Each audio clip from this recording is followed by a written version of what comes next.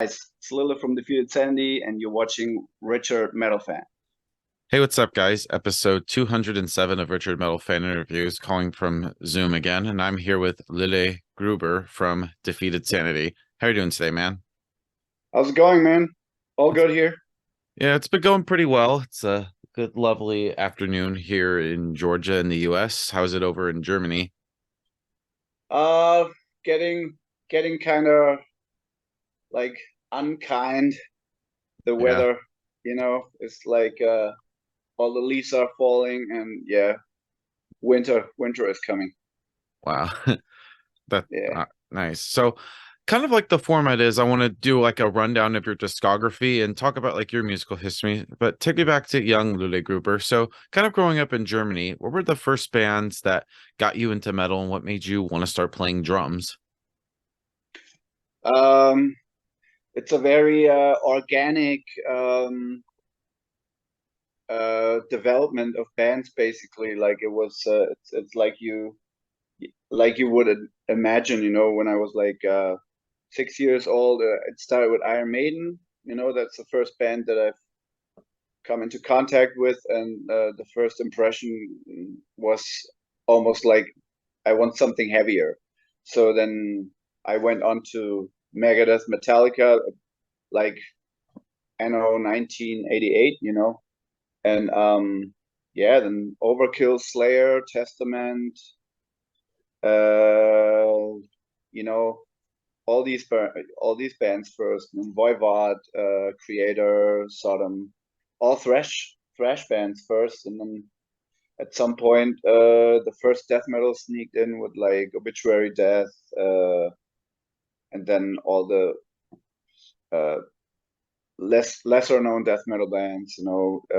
At that time, Cannibal Corpse and Immolation and Incantation and all that stuff was more like underground than Morbid Angel or Death or something. So yeah, that's kind of the evolution that led me to like death metal. Awesome. And so, tell me about starting Defeated Sanity, because I know it was like you and your brother you formed in '93. Tell me about like that. What was the thought process going into making Defeated Sanity, or forming the band, I should say? It was me and my dad actually Oh, forming the band. Yeah. yeah. And yeah, we were just jamming together basically. And it was like almost like music lessons, and then both wrote like some songs, and that's basically how it started with the band. And Yeah. then we found other people to play along. Yeah. Yeah, but this year does mark 30 years of Defeated Sanity as a band. Got to think about it. 30 years of Defeated Sanity.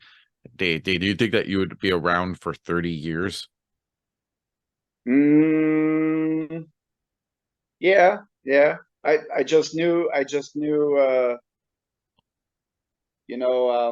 was like playing soccer and I was playing metal, and I was pretty sure metal would never go away. Soccer did go away, so but I always I knew that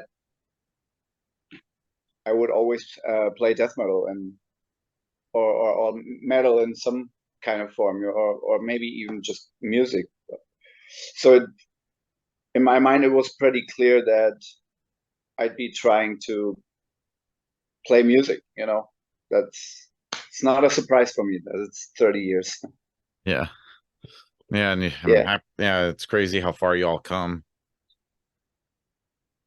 yeah, man.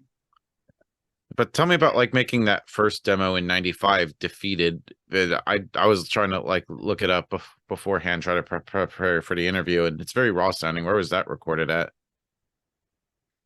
Which one I didn't? It was Can you repeat? the Defeated demo from '95. Uh, it should be 97. That which is I I don't even like that. I don't know how many copies of that we gave out or whatever, or how many we even sold, because we didn't take that release super serious, because there's all different kinds of styles on it really. Like it's we're trying a black metal song there. We're doing like a weird jazz fusion, free jazz meets prog rock or something. Like it's it's all over the place basically. So it's I'm even surprised that you would have heard it because yeah, I wouldn't find it on the internet like but I also didn't look for it, so maybe it's out there. Yeah, but Yeah. yeah, but yeah, and the first thing I remembering where we went into like not into a studio, but we went into the rehearsal room. Um, it was basically 1994, and we just that felt like the first release for me, and that's I don't know, it's just like I was literally something 11 or 12 or something, and tried my best to play these Wow. songs. Yeah, and my brother was because my brother was in the band. He was I don't know how many, like he's like maybe like 17 or something. So it's it's just kids and one like professional musician. You can hear that very clearly with the song. There's always one element that sounds very professional, and the rest is just kids. Yeah. Yeah. So it's like fair to say like you, your brother, and your dad sort of like bring like sort of like different like styles, different influences. Yeah, sure. Yeah. My brother was he wanted to play more like that like Red Hot Chili Peppers Primus kind of style, like he was on the bass, so he put a lot of that stuff in, and I did enjoy that. Um, but he didn't make it long because he didn't like when there's too many riffs in one song. So he liked a simple song structure, and then he liked to groove on it or put in licks or whatever. But if it's like 8 or 9 different really complicated riffs, that's when he was like, okay, I can't do this anymore. So that happened in 1998, I think, where he got out. Yeah. But still talking about like that next demo, Devoured by the Black. It's just really just to the point. It's like only 3 songs, but I feel like you all just didn't like bullshit or anything. So tell me about making that demo. Yeah, yeah, that's 96. I know but it's basically the same deal.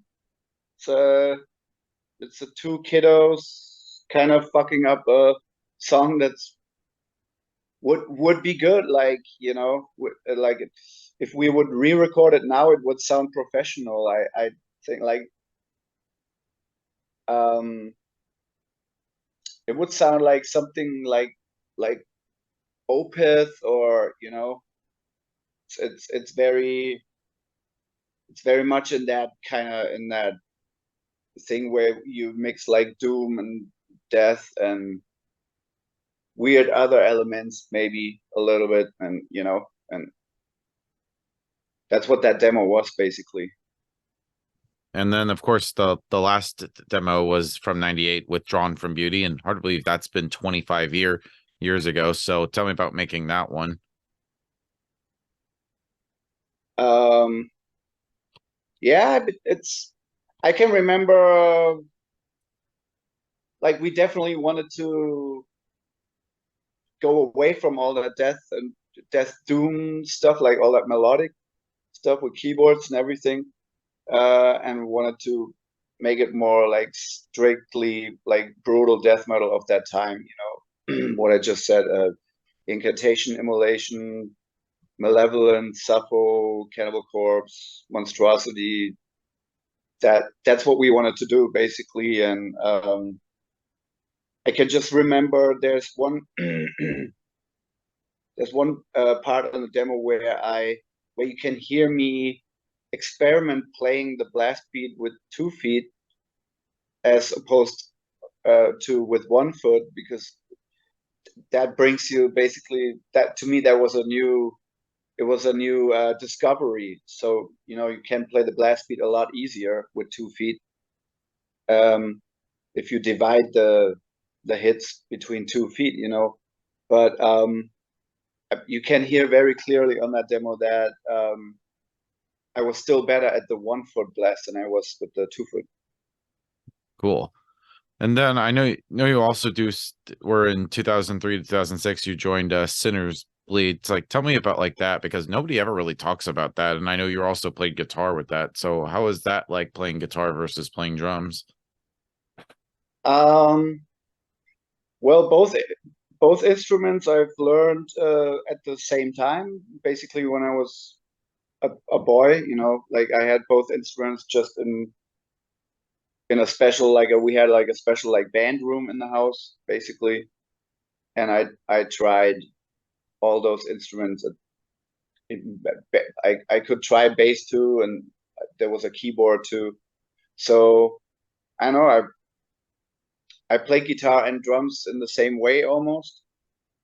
Um, and then yeah, with Sinner's Bleed, it was when I came to study. I was about 20 at that time, 2002, and that's when they just asked me.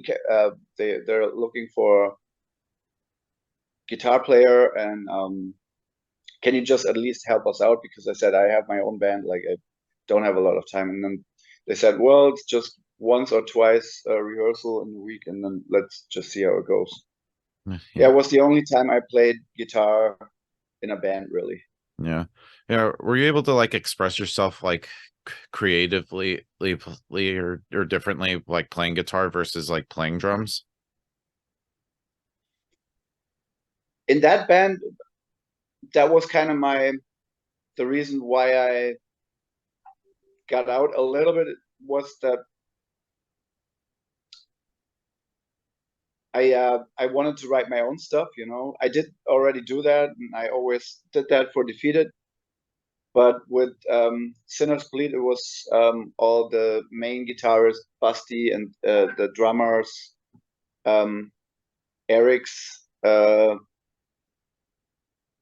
brainchild, basically. And I felt like I was being, yeah, I don't know. If I brought some ideas, they were always changed, or you know.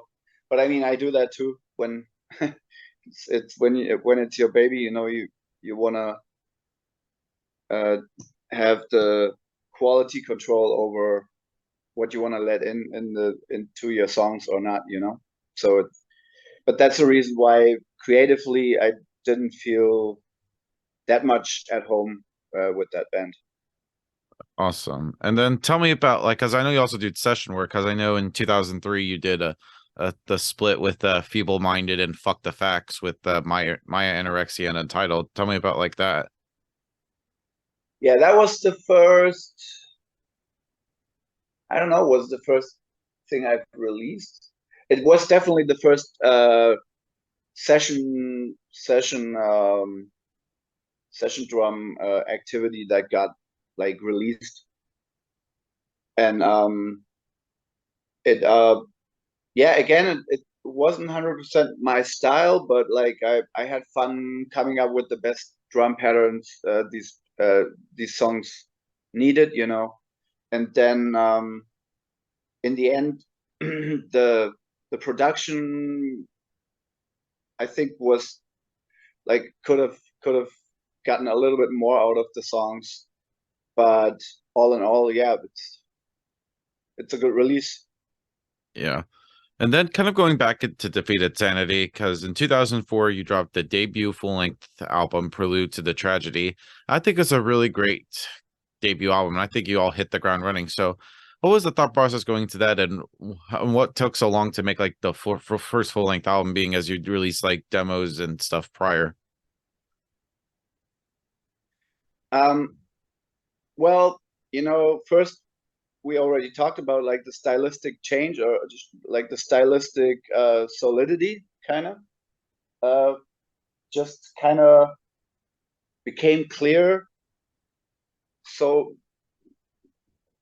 just not such a long time before that, you know. So and then we really wanted to create the perfect songs, because I thought we had a lot of songs that,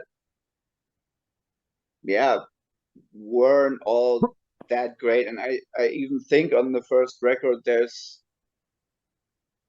mm, the songwriting quality is not 100% killer like it is on the other on all the other CDs, where you can just hear, as you said, we took a lot of demo songs, and then there's like, I would say there's 3 songs, maybe 4 songs that are should actually be on the album, and then there's 4 songs where I'm like, okay, let's put them on there because they're part of the history, and they're like demo songs, you know. Yeah.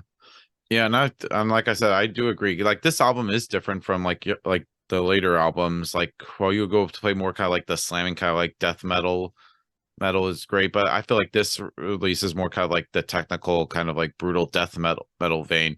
Some kind of similar to like Effigy G, I've forgotten by Suffocation. Kind of reminds me a little bit of that.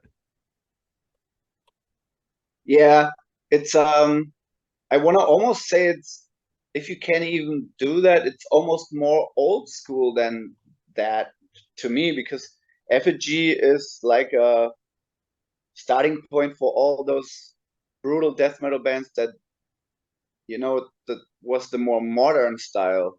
So I want to say Prelude is almost like more old school than Suffer is. It's more like, I feel it's almost more rooted in monstrosity and Gorguts and all that stuff.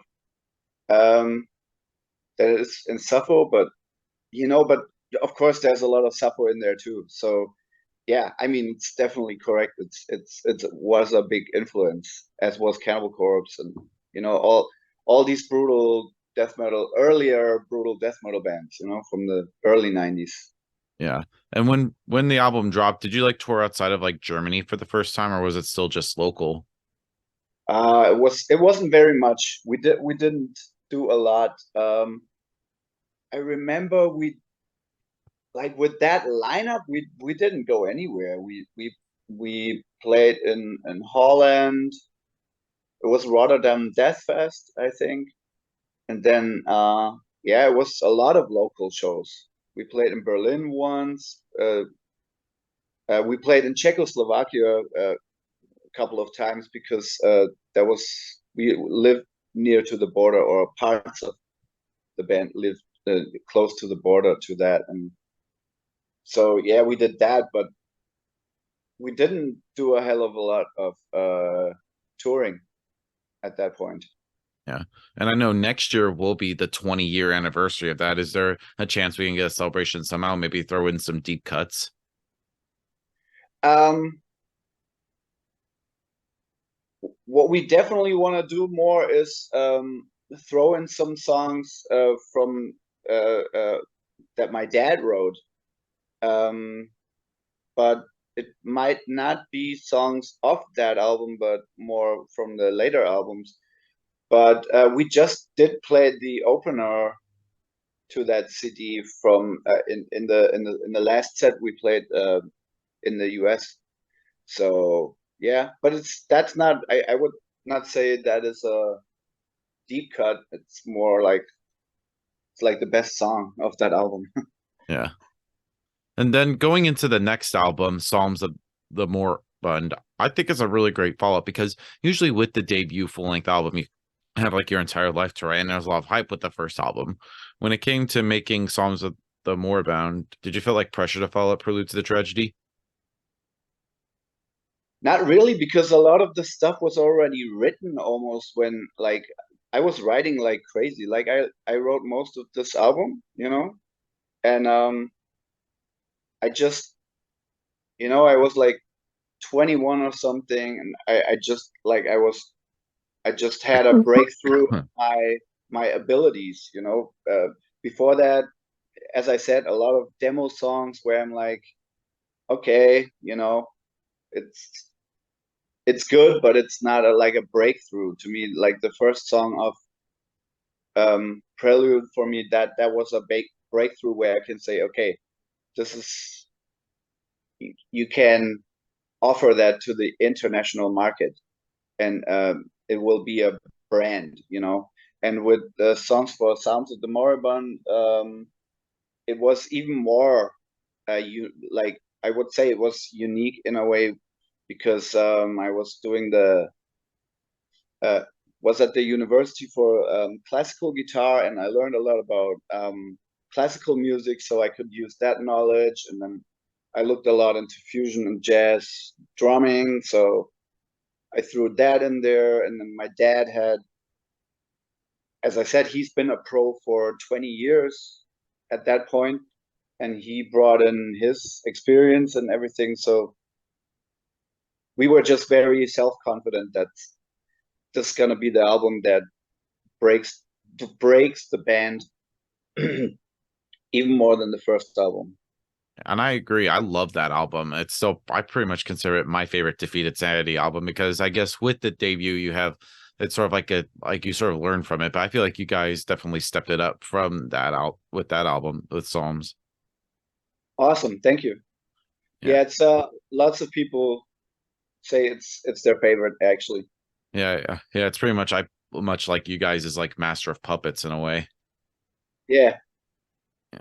And then and then talking about the next album, Chapters of Repugnance, was that whole like making that album like, and how was that like going from Psalms to past to Chapters?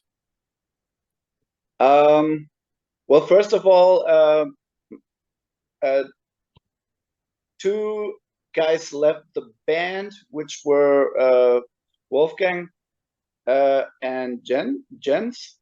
Um, it just happened, you know. And then we were just the three of us, and we're looking for a vocalist. And yeah, I guess Chapters would be another breakthrough kind of thing where um, we've always been a big fan of the Disgorge Consume the Forsaken album, which had AJ on vocals, and then for somehow um, we got in contact with him, and we asked him to sing on this album. So we started. I don't know. It was just a very cool moment for us to have him on the album, and the scene thought the same because everybody wanted to hear more from AJ, you know, and they got it with that album, and yeah, turned out great. It's it feels like another kind of breakthrough, you know. It was another step up almost. Yeah, and I almost feel like it's a little bit darker than songs, especially like the beginning of the song in intro introitus, this with like the guitars and the drums. It has that kind of dark atmosphere sounds which fades in over like the first minute, and it's just like I think it's a really great song. I think it's a great way to sort of like set the mood and the vibe with the album. Yeah, it's we thought the same, and it's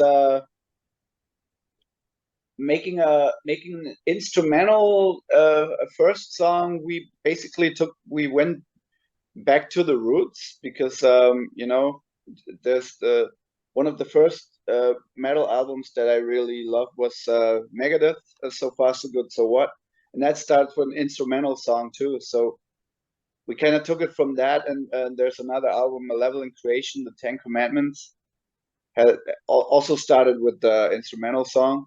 So we were like, yeah, let's do it. And then I feel a lot of bands started doing this kind of stuff after Chapters came out. Like a lot of bands come on stage with an instrumental, like a slower song. Yeah. I've noticed that. And then I know, knowing like, oh, kind of like backtrack a little bit. I know in '09 you joined Cenotaph, and then in 2010 you released Putrescent Infectious Rabidity. Tell me about like making that album because I know it was also that released in the same year as Chapters. Yeah, it was literally just the studio recording and one show that I played with them. And I don't know, it was literally Chihan, the guitarist, sent me the guitars that they came up with. So they told me, okay, this is the song, and do whatever the hell you want with that. So that's what I did. I just listened to the guitars with a click on my way to work and from work. Um, got the song in my head, went into the room, started jamming, and that's what came out basically. Yeah. And then kind of flash forward to 2013, which was 10 years ago. And this year does mark 10 years of Defeated Sanity's passages into Deformity. So what was the thought process going into making that album? Um, it was almost like a little bit of a wishy-washy concept to me. Like I'm not that. I mean, it's a good concept. Like it's a concept album, because you said thought process and everything. Um, it was, I guess, the first time we really tried to make a concept album, and but I thought it was a weird. I don't know. It was very subtle in a way, and it was about like the fact that my father had died in 2010. I just got like inspired to not write about like murder too much, and only that kind of stuff, but also go about like the like still be death metal, but make it about like the spiritual uh kind of the spiritual aspects of death. So we talked about more about like near death experiences and all that stuff, and it had like a little bit of a Buddhist thought behind it too. So as I said, you hear how I'm sounding right now. It's just it's a little wishy-washy. I thought. Yeah. Yeah, I'm with, like you said, mentioned it was a concept album. Does it like do you have to like put yourself in that mind frame to have that concept, or just the concept just come naturally and organically? I read books basically. I started reading that Tibetan Book of the Dead, but like the westernized version of it, and I started liking it. And then they had, for example, what I read in that was the story about like uh, that we write about in the Purging, which is like it's like a butcher that almost died, and he like his work was like killing animals and dissecting animals and stuff. And then when he was like in a coma or something and had a near death experience, and he suffered from visions of like animals clawing at him, like monstrous animals and stuff. So and of course, like when he awoke from the coma, he turned into like he get looked for another job and stuff because he couldn't do it anymore. So yeah, but see that's how I stumbled from one thing to the next, and it has this weird Buddhist kind of and near death experience kind of concept. Yeah. And one thing I thought was interesting, I know this was also on Metal Archives, the track Naraka was originally known as Unearthly, and I'm just curious like why the song title change. Well, first of all, it was more or less a working title, but of course we thought like unearthly. That's a great word, it's a great title. But then I was like, one of my favorite albums has a song with that name, and it's Malevolent Creation's Eternal album, and there's a song that's called Unearthly. So I'm like, fuck that. So yeah, then again, the Buddhist shit comes up as like I read about a little bit. Naraka means like it's like a state of mind where you're basically in hell. It's like a lot of turmoil and a lot of hatred and a lot of desperation and stuff. So we're writing a song about that basically, and Yeah. that's Naraka. Yeah, and I know also in 2013 you did some session work with Zeal Tori and you did the Charnel Expanse. So tell me about like that. How'd you hook up with those guys? Roman just he just asked me one day because we've been writing, like it was like I got to know him on the SMN forums, I think, and yeah, he just asked me if I could record the drums on that, and I don't know, we hooked it up. It, I, I've done a few sessions at that point, so I was like, okay, let's do that thing. Yeah. And I love like the first three songs being the Avatars of Contempt trilogy. I just think that's like a real those are really great songs, like almost kind of like really great epic in a way. Yeah, it's some really out there stuff sometimes. Like he's layering a lot of stuff on top of each other, which sometimes sounds good, and sometimes you know, I felt the first one was a little chaotic. I think the one they did after without me was almost like better. Yeah. They learned a lot of songwriting techniques, I guess. Yeah. And then going into 2014, I know you did like three albums. Well, first one I want to talk about is Twitch of the Death Nerve with a New Code of Morality. Tell me about that. It's a sick album. I just I sometimes feel this is how it's the album where I sound sickest as a drummer because the mix is just so well. The drums, like I don't like the signals themselves. Like I don't like the snare sound really. I don't like the kick sample. I don't like the toms. But the mix and how everything is in the with the guitars is it's a brilliant mix. So you can hear and I did play some really weird technical shit on that, and also fast stuff. So I think my performance on that is better than on passages or chapters. Wow. From a drumming perspective, I think it's way better.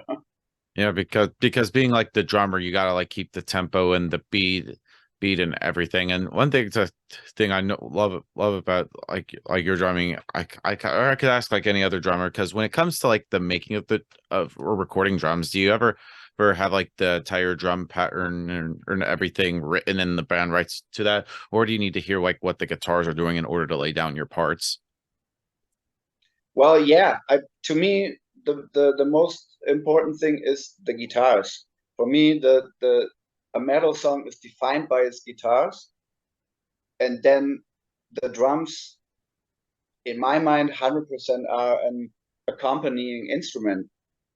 And then, of course, those structures can be liquefied a little bit, and this is where it gets interesting, you know. But to me, the riff comes first. So I listen to the riffs and what do I have to play to really push that riff. So that's what I do every single time. Hmm. Awesome. And continuing on, in also 2014, you did Abhorrent Castigation, you did Throne of Existential Abandonment. Tell me about like that album because it's just brutal as fuck. Yeah, it was brutal as fuck for my brain. Like I remember when I got the tracks sent, and he also sent me the tabs for the drums, which is I took one look at it, and it's like this pages and pages of blast beats that doesn't do anything for me. But when I heard the structure, I was like, okay, I'm not gonna learn this. I'm gonna track it bit by bit in the studio because I had no other choice. I, this band has never played live once because nobody can remember songs like this. That's the problem. That's for me is the reason why they never made it on a stage because the songs are just too complicated. You know, like nobody can remember these songs. So I basically plugged all that together in the studio. Awesome. And one thing I also want to talk about is Sick Topsy because I don't think really nobody ever talks about that. That's my like my yeah, you could say my drum student at that time, Alex. Um, we became like buddies, and he became like the fastest feet in the world. I don't know. Um, and we were like, hey, let's just start some feet topsy anal cunt kind of homage band. And our plan was to, because we always made fun of like these Nazi bands that like around here. So we're like, it's like we were always fucking around with the 88 and all that stupid shit, you know. So our concept was to go back and forth, go like pretend like we're a Nazi band, and then we're trying to pretend we're an anti-fascist band. So we were going totally schizophrenic, and that was the stupid idea we had. And we wanted to make us 80. We wanted to have 88 songs, but it never came to that. Yeah. And then I know going into 2016, you recorded drums for Vacus and you did Eternal Contium Hallucination. Tell me about like that album. Yeah, that's my buddy Sasha who asked me to record the drums for his project. It's a cool project, I think. Very spacey, like a spacey kind of Morbid Angel, kind of coming from Morbid Angel, but the spacey aspects of them. And then, yeah, it also sounds not only like Morbid Angel, but like there's something else too, you know? Yeah. So yeah, that was a lot of fun too. Cool. Good stuff. Yeah. Then going back into Defeated Sanity, because I know also in 2016 you did Disposal of the Dead and Dharmata. What and I thought it was a really interesting that you made it like two EPs that are separate, then compiled into one full length album. So how'd that whole idea of that come to be? I was basically a vocalist at the time, like from Passages and the Disposal part. Connie uh, at a like we were at a Death Feast in Germany, hanging out, and he was like, "Wouldn't it be funny if you would just like write a few really dumb songs and then go like all overboard with the tech on some others and make like a split EP with yourself?" And I was like, "Whoa!" And first I thought, okay, that's just some shit you say and make laugh about it. But I was like, okay, let's just fucking do it, because it's in this day and age, it's hard to do something that's new, or like refreshing, and then not be kind of stupid.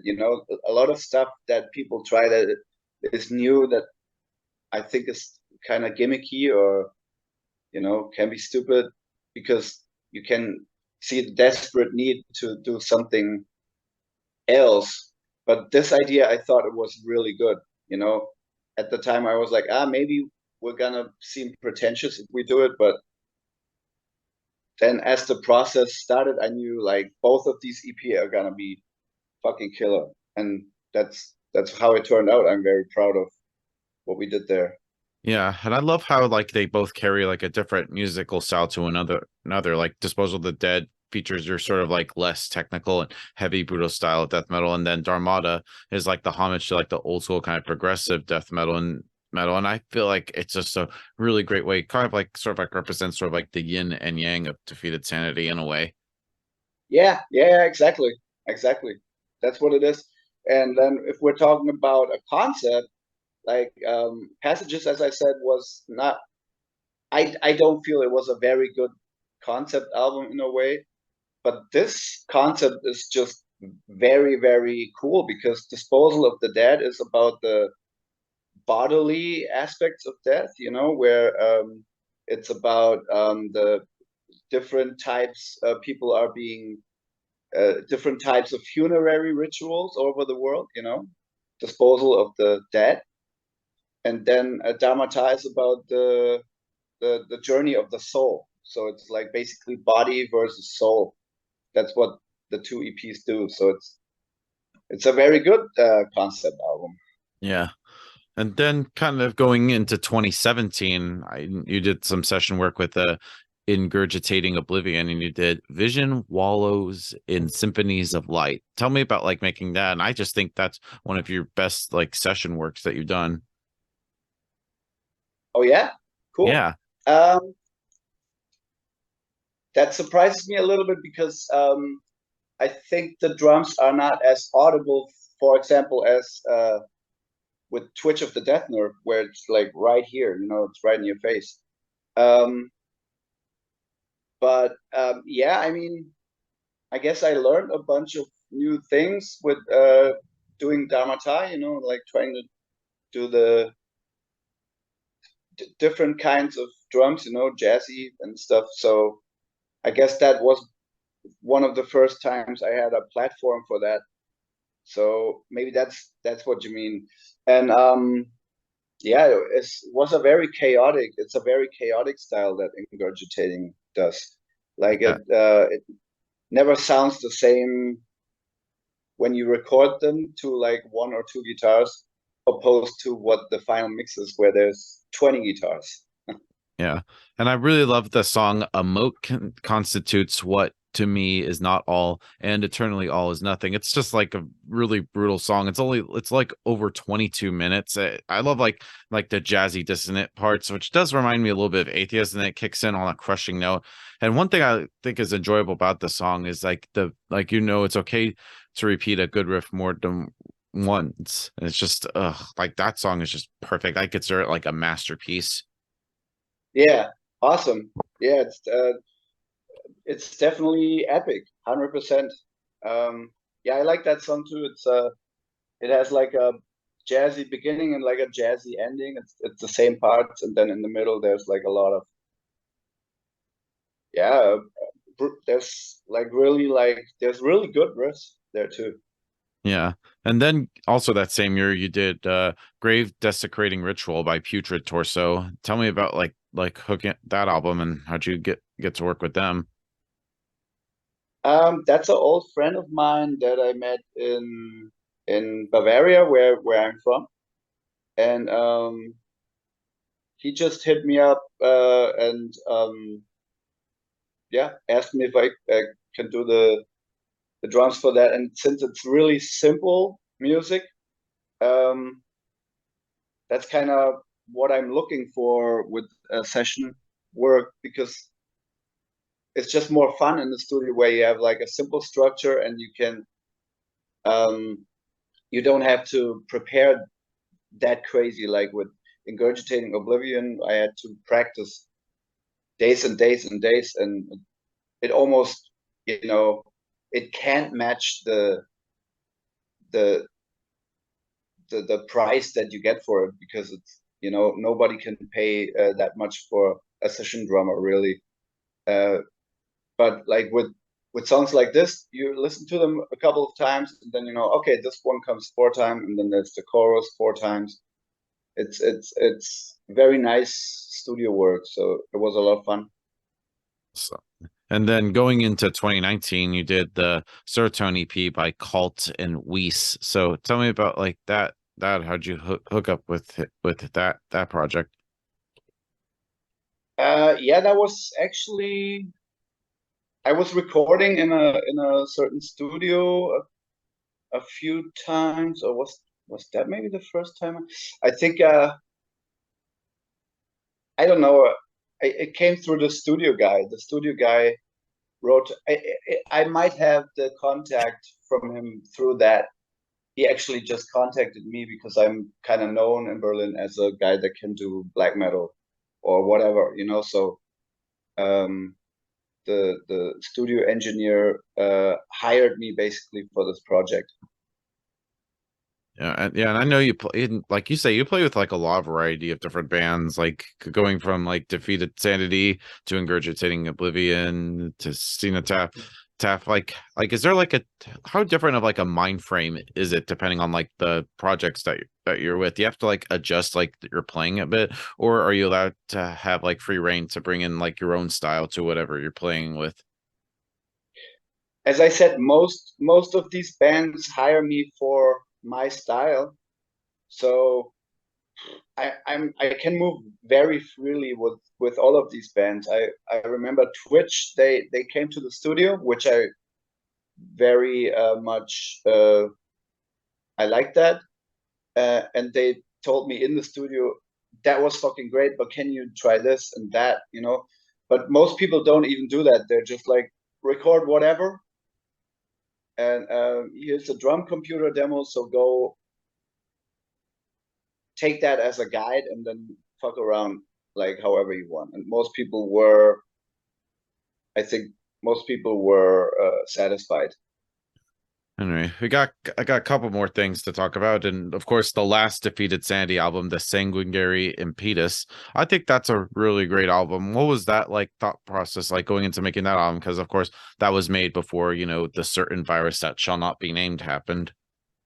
Yeah, um, that was it was another concept album, and it was the idea was like there has been lots and lots of albums about like murder of humans and uh, bloodshed and everything. So we decided to make an album about that, about killing and uh, um, you know devouring, but not make it about humans. So we basically made an album about killing methods in the animal world.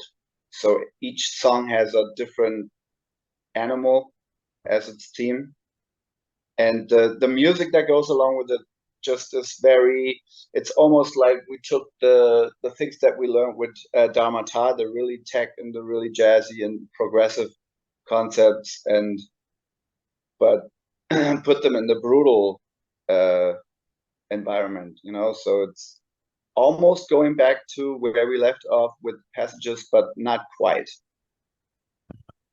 And being as it has been like 3 years since the Sanguinary Impetus, have you all started working on the next Defeated Sanity album? Like, what's the status with that? We're going to the studio in January. It's a little more than 5 weeks, and we're off to New York City, and we're recording the new album. Awesome. Is there like any like Yeah. tentative like release dates?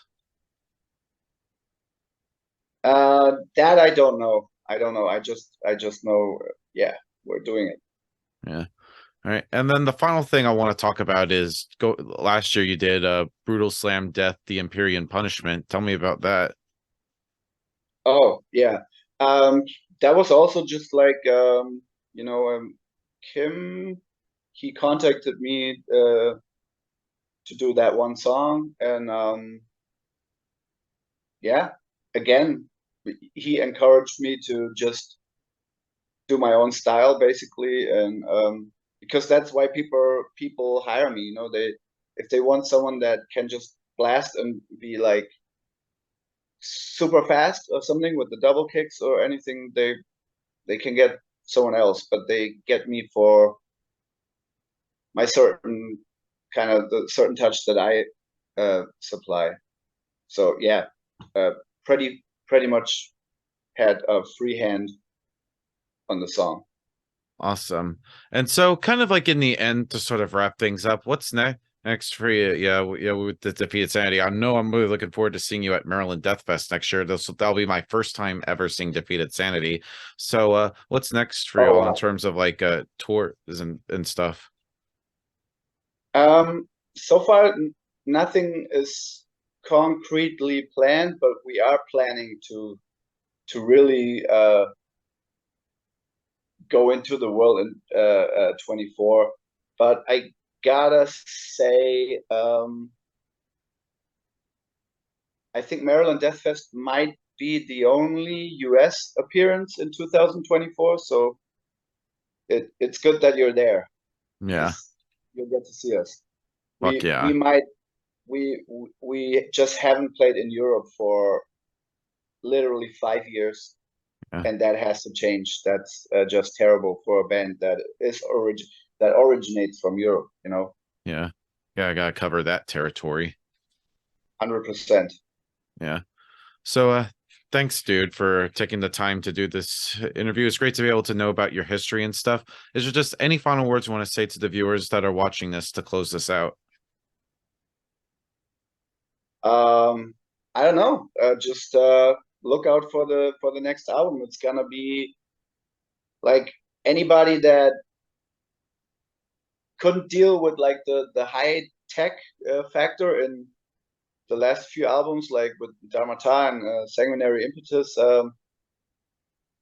I almost feel like the new album is a back to that, like the first four albums almost in a way, but it's even more brutal. It's even faster, and it's just everything a hardcore fan would really look forward to. So just look out for that, and as always, come to the shows when we're in town. Hell yeah. So everybody, Lule Gruber from Defeated Sanity. See you next time.